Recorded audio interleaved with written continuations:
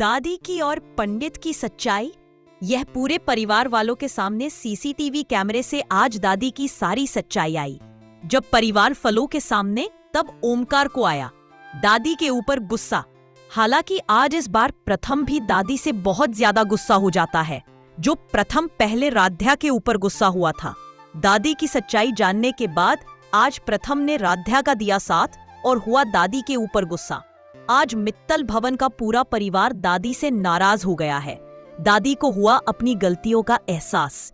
दादी ने हाथ जोड़ करके मांगी प्रथम से और राध्या से माफी। ओमकार भी बोलने लगते हैं, माँ तुम इतना नीचे गिर जाओगी, मैं सोचा नहीं था। तुम आखिर में पंडित को पैसा देकर के क्यों? राधे को इस सजा दिलवाई हुई थी 1 टन गेहूं पीसने के लिए। तभी दादी बोलती है, मैं नहीं चाहती हूं कि राध्या इस घर में रहे, इसलिए मैं राध्या को यह सजा दिलवाई हुई थी, जिसे राध्या ने इस सजा को पूरा ना कर सके और अब प्रथम की जिंदगी से हमेशा के लिए चली जाए। तभी रजनी और ओमकार, राध्या प्रथम की पत्नी है। कभी जिंदगी में राध्या प्रथम की जिंदगी से दूर नहीं हो सकती है। इसीलिए मन आप भी राध्या को अपना बहू मान लीजिए, लेकिन दादी कभी भी राध्या को अपना बहू नहीं मानेगी, क्योंकि दादी ने अग्नि के सामने सबक झूली हुई है कि मैं अपने जीते जी राध्या को अपना बहू नहीं मानूंगी। दादी की आंखों में हल्की मुस्कान थी। उन्हें लग रहा था कि उनकी योजना सफल हो गई है। घर के बाकी लोग हैरान थे कि प्रथम ने अचानक ऐसा क्यों किया। किसी की समझ नहीं आ रहा था कि इतनी बड़ी बात कैसे हो गई। सबको शक था कि जरूर प्रथम और राध्या के बीच कोई झगड़ा हुआ होगा। जब ये खबर राध्या तक पहुंची कि प्रथम घर छोड़ने जा रहा है, तो उसकी सांसें थम सी गई। वो जानती थी कि प्रथम उससे नाराज है, लेकिन ये बात इतनी आगे बढ़ जाएगी कि उसने सोचा भी नहीं था। उसका दिल डर और बेचैनी से भर गया।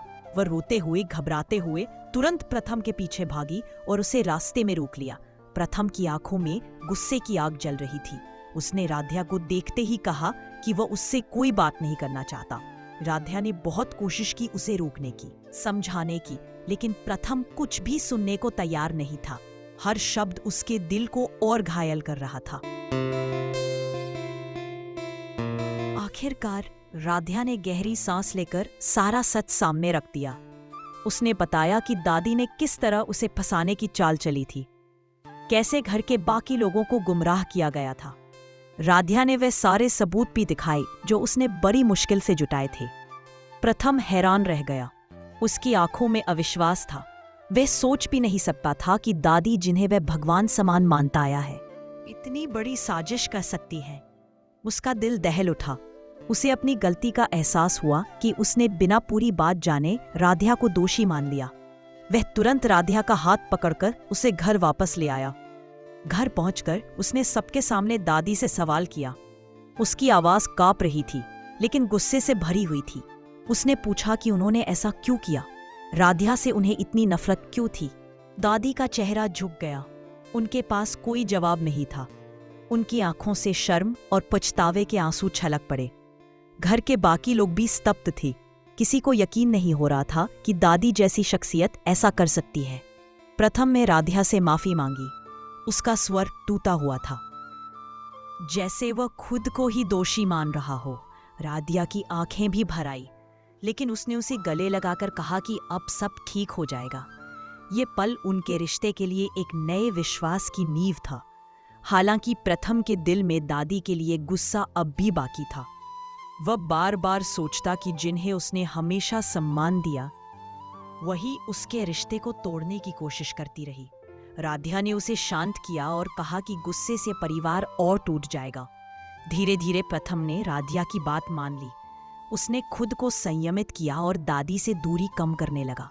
दादी ने भी सबके सामने माफी मांगी और वादा किया कि अब ऐसा कभी नहीं होगा। घर का माहौल बदल गया। रिश्तों में दरार की जगह अब धीरे धीरे विश्वास लौट आया।